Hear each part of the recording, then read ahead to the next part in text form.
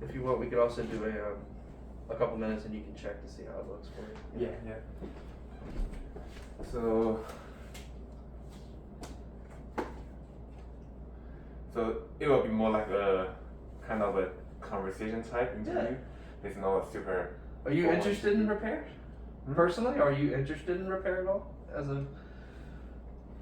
As a hobby or as a interested point? Actually, I really want to learn how to repair a saxophone, but there's not a lot of ways to get to learn how to do it online. Cause there's really like two ways. There's Red Wing or a 2-year program or a 1.5 year program that you can go to, or you can apprentice with someone.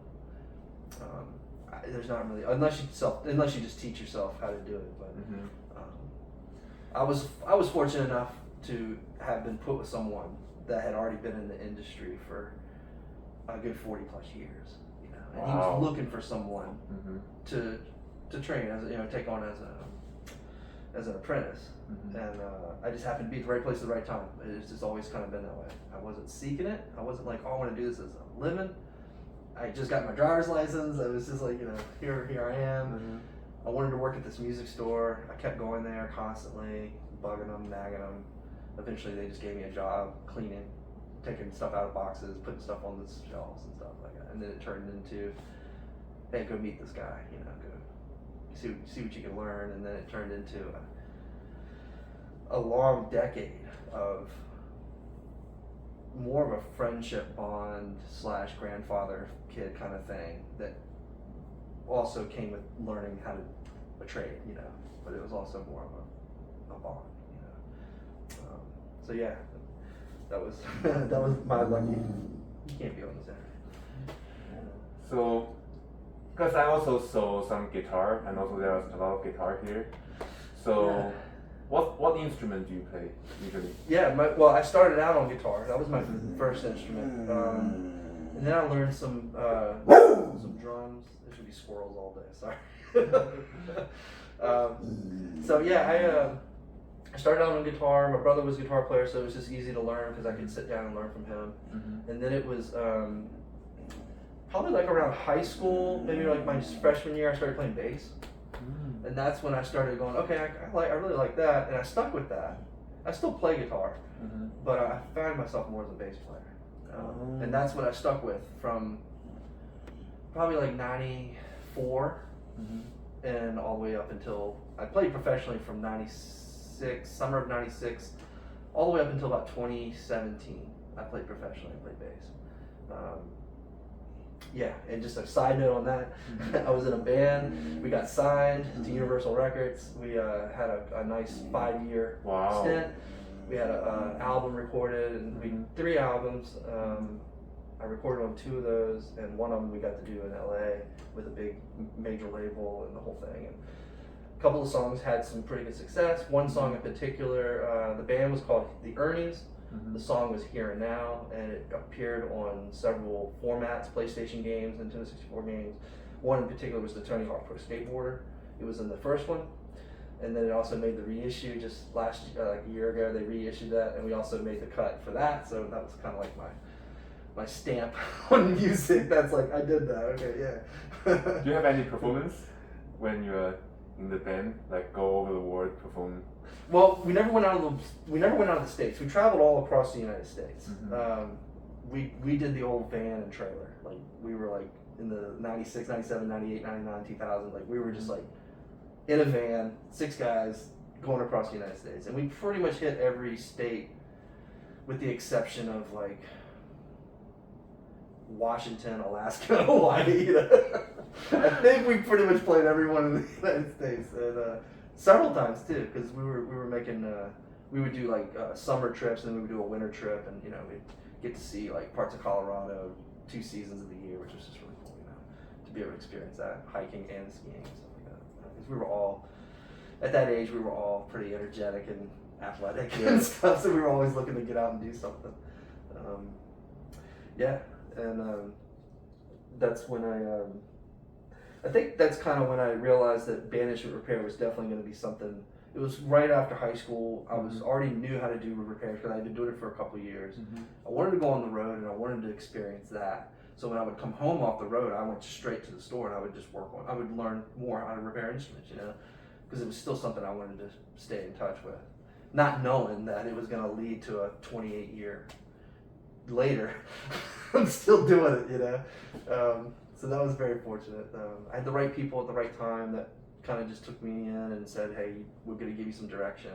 Take it if you can. If not, you tried, you know. And I think for me, I really locked in on it. I love puzzles. I just like putting things together. I like taking things apart, you know. I've always been that way. So yeah, and I didn't do a program or anything. Like I said, I just did an apprenticeship. But the gentleman that I apprenticed with, Paul Krupp, Krupp, Paul, and he had done it all, man. He worked for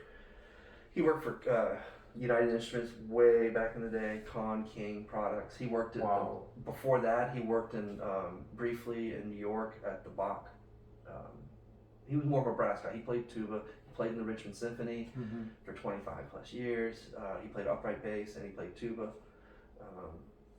So I had a lot to learn other than repairs from the guy. I mean, he always had something he could offer other than just how to fix something. And the music store I started at was Southern Music. That's when I was in high school. Thanks to Dave D'Arville, he kind of set up the platform for me to be able to learn and paid for me to learn. It was a paid apprenticeship too. I was getting paid for the time I was there, which was really cool. After a few years, he ended up selling the business to a friend of his and a good friend of mine, because he became my boss for 15 years. He bought the business. I stayed on. I worked for him and his wife, Harrison Music, Eric Harrison, and he sold the business in 2015 to a company called Music and Arts. Once again, my skill set level was up and everything was there, so they needed me to stay on. So they hired me to stay on at Music and Arts. And that's where I've been ever since. Music and Arts has just been I know everybody's like, oh, it's such a huge environment. You know, there's hundreds of stores across the United States. It's a big, it's a corporation type thing. But to me, it feels the same as Harrison Southern. It's a very close-knit family. Even though you have all these superiors above you, nobody ever feels like they're superior over you. Everybody is equal in a way, because they all repair and they all have the same, mindset. So that's what I really enjoy about working for those guys, and still do. And a little background on that, I met my wife playing music when I was in the Ernies. In 1997, I met her, and we dated for several years. She finally got married in 03, 04, sorry.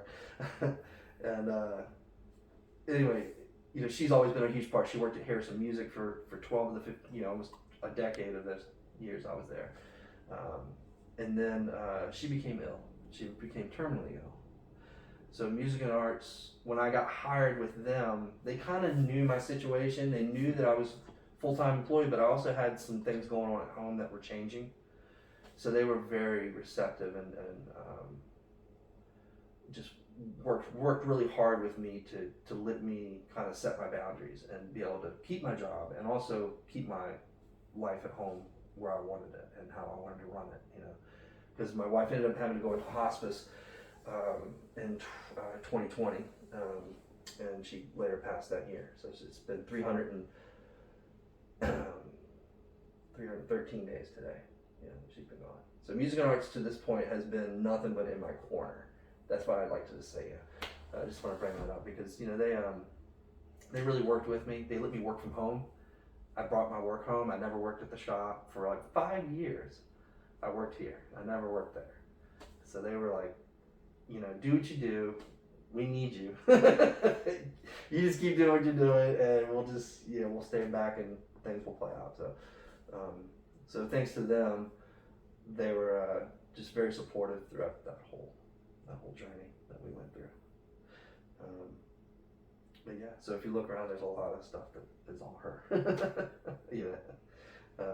Because we God, we've been in this house. We bought the house in 03, but we got married in 04. Yeah. And we got married right here. We did it right here in the house. It was really cool. I never could get her to get on the whole banishment thing, like repairing stuff. I always tried to teach her, but she was an artist. She was an illustrator. So she had the mind. She could do it, but she just didn't want to do it. Which, once again, it's like, you gotta be passionate about it. So she was passionate about her art. I was passionate about my repairing and playing. So, what kind of instrument do you also repair? Do you also repair guitar or? Yeah. So I like working on everything. I like working on guitars. I like working on string instruments, cellos, and upright basses and violins. That's when I started doing with the apprenticeship back when I was in high school. I was learning brass, woodwind, strings. I was learning it all because Paul could do it all. So that was fun during like Southern music and Harrison music. I got to work on everything anything I wanted to work on. I could just work on it, or explore how to work on it. Because I was still it's a learning process, man. It still is to this day. You're always going to find something that's going to stump you, or maybe kind of get you to kind of think twice before you do something. Like, oh, I've done this a million times. Well, stop and think about it first. You only get one shot. You don't want to mess it up. Especially when somebody brings in a Mark 6 tenor out, something that's it's gold to them. You don't want to mess it up. But string instruments was a lot of fun. We actually started pushing those out of the region. We send those to our string guy now, so I don't get to actually do that many, which is fine. I mean, I have enough to work on. So. But I love working on saxophones and all brass instruments, really. I mean, brass is pretty much straightforward. It's either something broke, soldered, or something got dented, or something got stuck. Yes. There's not many other options other than those three. So, first thing you want to do is you always want to just kind of focus on the issue and how it got that way, and what you can do without, going too far into taking something apart to fix. We always joked because there's one guy I worked with when he retired. He had already been in the company almost 40 years, and the joke was, if there was a dent in the body of a trumpet, I would just say, "Oh, I guess you got to take the bell off," because he would constantly like disassemble horns because he's old school. He was like, he doesn't want to use newer tools, so he would disassemble something completely to take out a little dent that he could have just gotten completely without having to do that. But it was just an ongoing joke that we always. Are you gonna take the bell off? You mentioned something about like a jazz versus classical. Yeah. Actually, that's my question. So and I gave some thought to that because I don't necessarily. I mean, there are some horns that probably cater to a darker sound or a brighter sound, or just something that's gonna lean more towards a classical player or a jazz player. But I think it ultimately comes down to the person, the mouthpiece, and the reed. Like those combinations of those three, the person and the mouthpiece, I think that's what kind of changes you can take a horn, have the same horn played by three different people with three different mouths, and it's going to sound different. It's going to play different. It's going to, So I think it all has a lot to do with the individual and how they approach it. Try to find information and sources related to. Okay. The previous questions or the current questions? The current question. Okay. So I try to find resources related to the industry, the music maintenance and repair industry here in Richmond, but it turns out that there's no information related to it on the internet. So. No, other than I took my horn here and got it repaired once. Yeah. There's no introduction. There's no history. There's no. Yeah, exactly. Sorry. Just make sure this isn't anything of importance.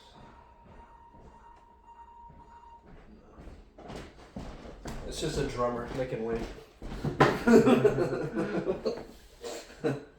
There's no any information related to music repair and maintenance industry, and I feel like for most musicians, it's a really like mysterious industry. It is. I think for musicians, they either know somebody that they trust, or they go to whoever they know plays that instrument and say, "Who do you go to?" Like, I mean, there's always like a tunnel you got to navigate to get to. Sometimes it seems like that way, because I've been here 20-some years and people are like, how long you been doing it? I've never met you. Like, I'm like, I've been here like my entire life. What do you mean? I've been doing this for 20-some years. Yeah.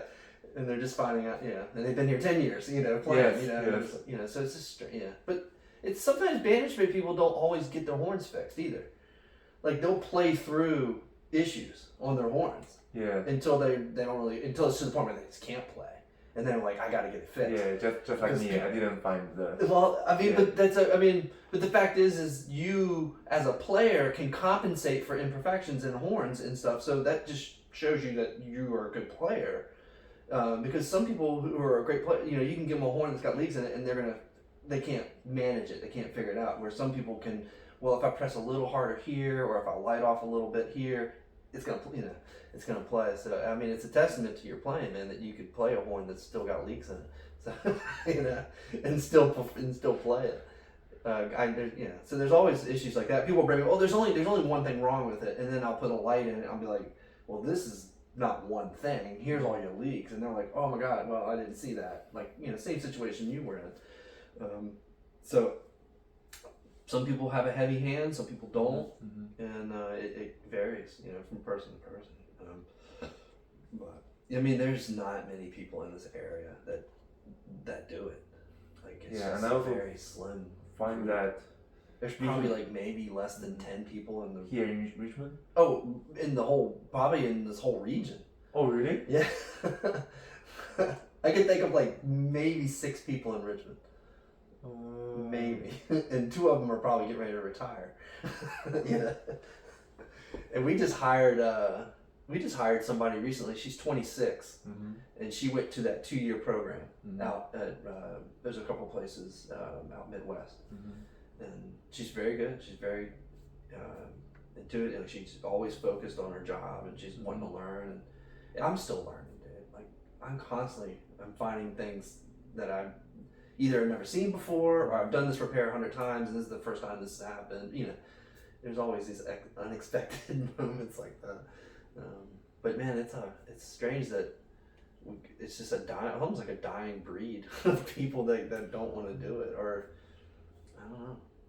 I feel like if you do a program like that, like a 2-year program, you're coming out into a pretty good situation. There's already jobs available for this field constantly. There's always positions open, but it just seems like we never get people to come fill the position because there's nobody around, Yeah, and also because I was trying to find the resources online, trying to find if there are any technicians around here online. There's not much out there at all. There's no information. Zero. Yeah. Sometimes if you go to like Music and Arts website or to their Google page and hit reviews, you can read reviews, and there's some people, but they don't state anybody by name.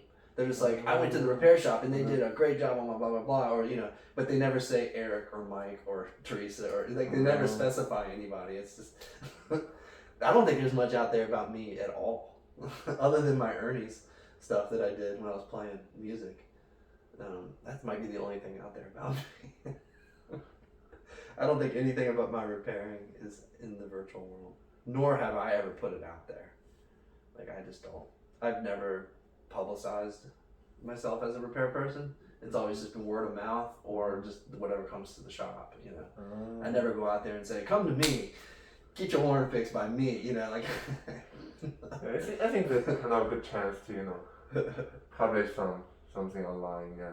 Yeah. Because I saw a guy on YouTube, and he's like filming videos of what he does for the repairing. Yeah. And he kind of introduced the process of repairing, and that's cool. Yeah, he got really clicks actually. I bet he did. Clicks. Yeah. Because it's really a mysterious thing. Like, a lot of musicians, although they play saxophone, they play clarinet, but they really don't know how to fix it, and they really don't know and the mechanics of the keys, the strings, and because like the gentleman who's coming today with this Barry sax, it's like I've been thinking about it when he called me last night. He's like, yeah, it's just his key's not going down all the way. I'm like, well, there could be 10 reasons why that key isn't going down. I literally could roll off 10 reasons why.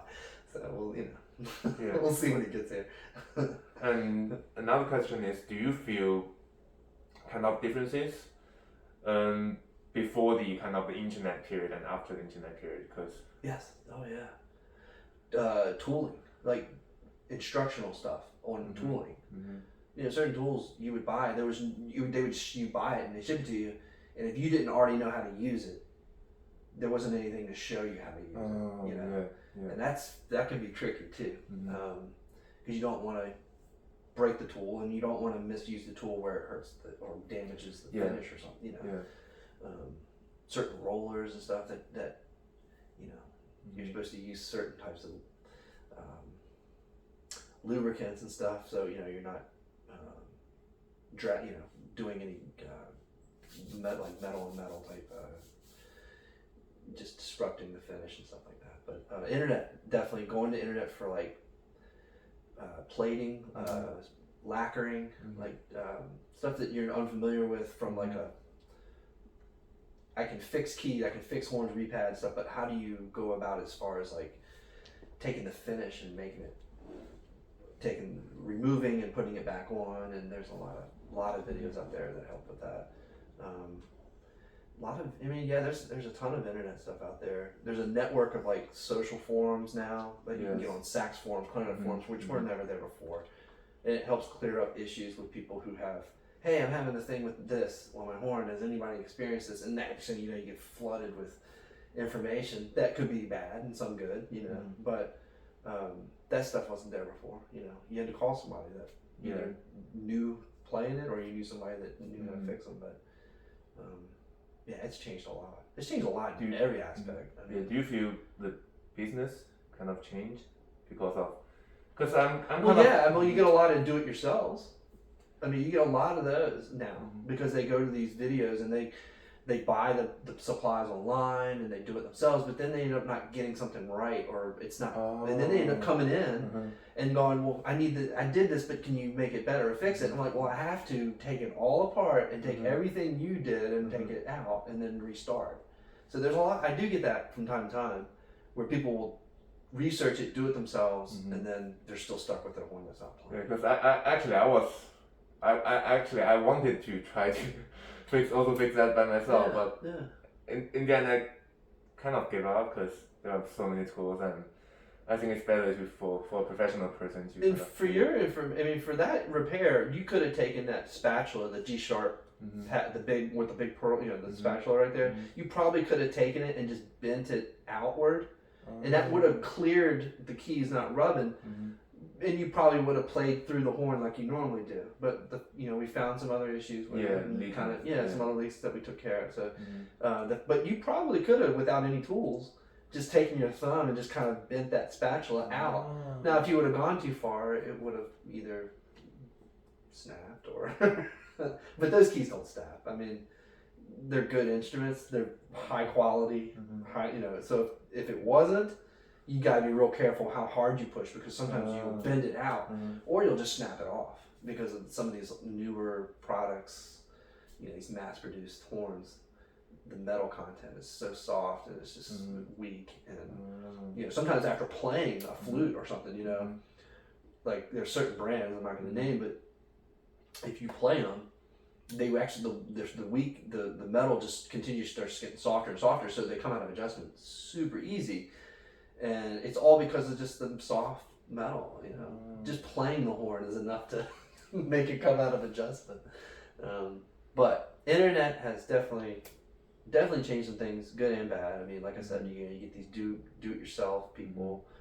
And then you get people who are coming in, like just the knowledge of knowing what they have. Sometimes, back in the day, you would have to guess. Like, there's some charts, there's some serial number charts on dating instruments, or even like...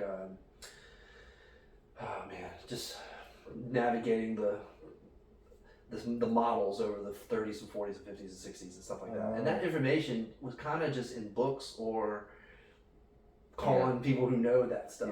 Now it's just like you can go to these websites and it's just so nice. The serial number. Yeah, you do all these searches, and then it just gives you everything you need to know about how they were made, when they were made, and what material was used, and so it's definitely helped. For sure. There's a lot of online classes now you can do, like these J.L. Smith, Music Medic. they offer these webinar things, you know, so you can buy products from them, and then every week or a couple times a week they'll put out these videos of their tools and how they use them and the purpose behind, and then they also do these kind of for the do-it-yourself people. You know, they put out these videos of, you know, how to unstick a pad, how to you know, how to pull a rod and clean it and put it in and oil it. And there's you know, there's definitely some knowledgeable video stuff that's good and you know, but I don't personally use them. I've referred some people to J.L. Smith Music Medic because they do offer these. I get emails all the time about these webinars they're always putting out, you know, and they're free. I mean, if you just want to watch them and then buy their products. So that's how they rope you in. Yeah, let me check if the video is. And the last question. Yes. Last question. How do you feel the COVID changed? COVID changed business. Yeah, I was out of work for 4 months. That we closed the store. So we closed when COVID came in and we found out everything hit. You know, school. It was about April, I guess. As school was gonna end. Yeah, they pretty much just stopped school. So all those instruments just sat there in the schools. We never got them because we were closed until almost August. You know, so we were closed for almost 4 months, and then it was just like we're fixing what we had, like what was already in our kind of on our shelves, the stuff that just sat there. So we finally got to that stuff, and then school came around, and then school never really started, and it was a whole nother year of like sporadic, just nothing to repair, occasional things to repair. It was never like influx, because when summertime before COVID, we would do 600 to 800 repairs from May to September or June to September. You know, and we would do about that many, and then it just went to nothing. Like we had nothing to repair that summer of COVID. Next summer comes around, numbers started to pick up again, but nothing like it is this year. This school, going into this school year was like it was before COVID. We were back. Our numbers are right back where they were. So that took care of that. Now, as far as a repair person, we had to take extra precautions in cleaning the instruments. Oh yeah. Brass instruments, not a problem. Never a problem. We always, you know, brass instruments, you strip them down, you clean them, you put them back together, right? Flutes, clarinets, all the woodwind stuff, that's when you're going, okay, how do we do this but still make it, you know, if you got to take a horn apart and clean it, you got to if it's filthy. But we started using isopropyl. We had used it before COVID, but not as intense during COVID. And I still use it to this day. I was using it when we were doing your repair. I use it on every horn to this day. Ever since COVID, I just, you know, I'm still gonna do it. But that was a big thing. So we were swabbing out instruments before we even repaired them. We got instruments in. We had a policy where your instrument was going to sit on the shelf for 5 days before we even opened it to either fix it or to give you an estimate to fix it. So some people would bring in their horn and be like, just do it, level, whatever. They'll pick a level and say, yeah, just fix it. Some people are like, I need an estimate before you do anything. So that just gave them a longer period of time to wait for that. But we always had a 5-day, instrument would come in, we stuck it in the back of the store. We had a room set aside. That's where we just put them. They were tagged, labeled, you know, everything was ready to go. But we had a 5-day policy on looking or touching horns, you know, opening the cases, whatever, you know, because we don't know. We didn't know. Nobody did, you know. And then they come to find out, oh, it only stays on surfaces for X amount of time. We still took the precautions. I think we might have backed it down to 3 days or something, but we still had a waiting period. So COVID definitely added more days to a repair. It added a longer time frame being in the shop because there was that time frame when we just didn't do anything to it. And then you add in, then you put it on the shelf in line with everything else. So now you're still building this, like, you know, it's gonna be 2 weeks. Oh my God, you know. But that's what it was. And turnaround time has gotten a lot better now, just because we're out of it. But the influx that's key, man. It's been super busy this year compared to the year before. I mean, it's just been. Because all that stuff is also for repairmen, they can work remotely. Yes. So I did work remotely a little bit. Well, just due to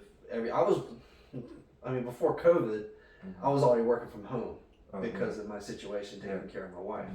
So going into COVID, it was nothing different to me because I was already home and I never left my house. So I was like, oh, this is okay. I'll just, you know, stay home for a few months and not work. But towards the end of that, I started doing some refurb work that we have. The company rents instruments, so we have to do refurbs on them to put them back out to be rented. And instead of just letting that pile just grow, you know, because the store stopped, they closed, so whatever was there was just this massive pile of refurb that wasn't getting touched. So after like 2.5, 3 months, going into that 4th month, I actually started doing those from home because I felt safe. They had sat there long enough. They weren't going to bring anything in the house. And I'm well, I'm healthy. I was taking my mask, my glove. That's another thing. I wore gloves every time I fixed a horn. I always had gloves on, always had a mask on. And then we always used isopropyl on the inside of the horn, the outside of the horn, the mouthpieces. You know, we always made sure that we sanitized and bagged the mouthpieces, bagged the necks, bagged whatever we could. On flutes, we bagged the lip, you know, the head joint. Just anything that gave the customer more comfort in knowing that we took precautions in repairing your horn and precautions in COVID and, you know, cleaning your instrument and stuff like that. We always put little things in there. Your instrument was cleaned, sanitized, disinfected, you know, whatever we could. And that was going in, you know, when COVID hit, we had to come up with a structure, a company-wide structure of how a repair person will take a repair and how they will take it on, and this is these steps that you will do. You know, as far as disinfecting, the only thing we could use was isopropyl to disinfect it. I mean, I don't think Dawn and detergent, something, you know, all that. So it's not. I mean, it probably will clean it, but it's not going to disinfect it. So we just tried to find things that worked on all metals, all finishes, and it was isopropyl by far. I mean, it was just that. And then we just outfitted every shop with boxes of isopropyl. And we're almost out of it, maybe. We'll see. You know, there's always another strand of something, but... And just come up with another question. So, how does, for like Richmond Symphony Orchestra, or like huge ensembles or orchestras in Richmond, how do they repair their instrument? Do they just send directly to, you know, shops like Music and Art, or they have their own repair? So in Richmond,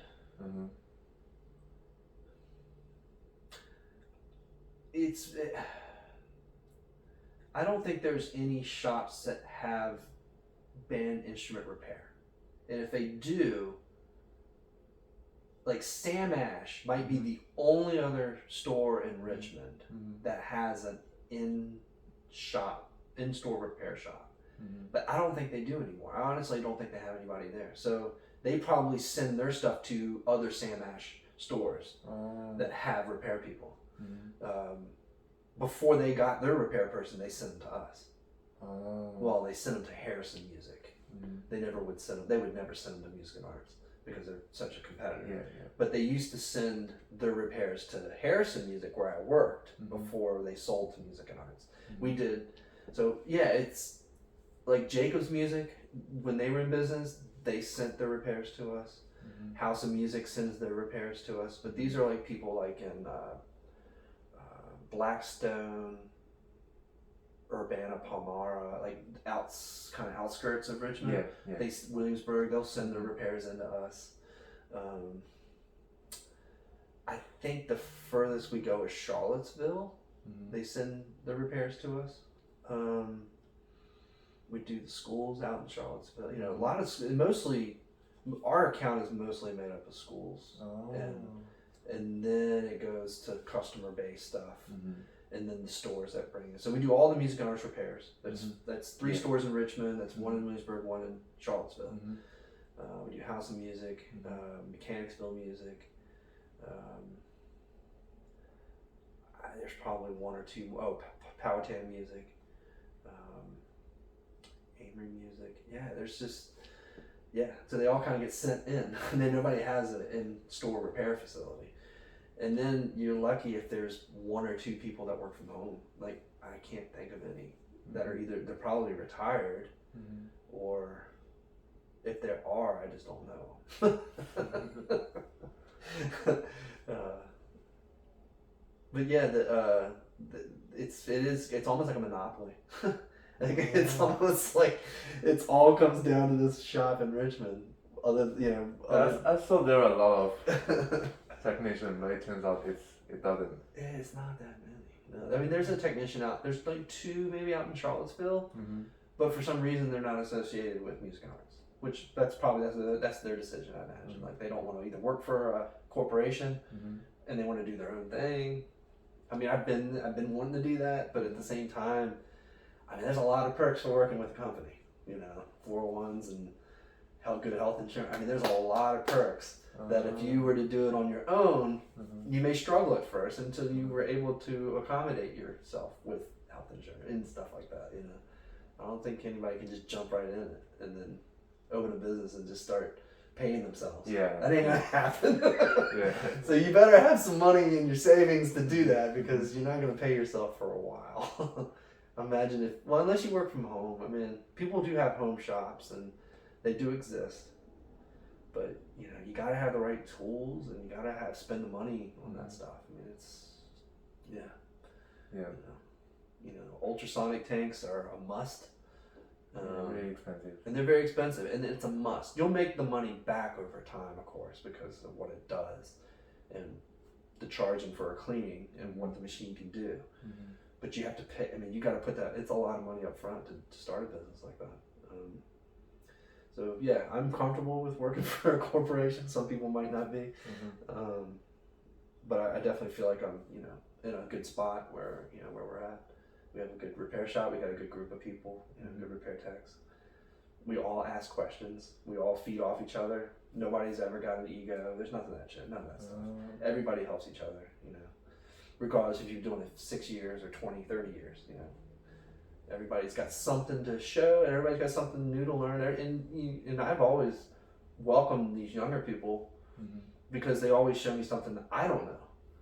Because I'm very old school. I learned from apprenticed with a person who did it for 45, 50 years. So I just that was my teacher, where they go to a school for 2 years, and they have, hands all this stuff with new tools. And so when they come in and say, hey, have you tried it this way, or have you seen this tool, or, I mean, it's nice to be able to, kind of keep up. You got to keep up to date, like any mechanic or anything. You got to keep up to date with the new products, the new tooling and stuff. So, but in our world, like in mechanics, they go to classes. They actually have to learn these new things, for these new cars and stuff coming out. Where there's really nothing out there that's certified. Like, you have to learn this. Go get, it's nothing like that. It's, which maybe they should be. Maybe they should do that. Well, man, I hope I got you a few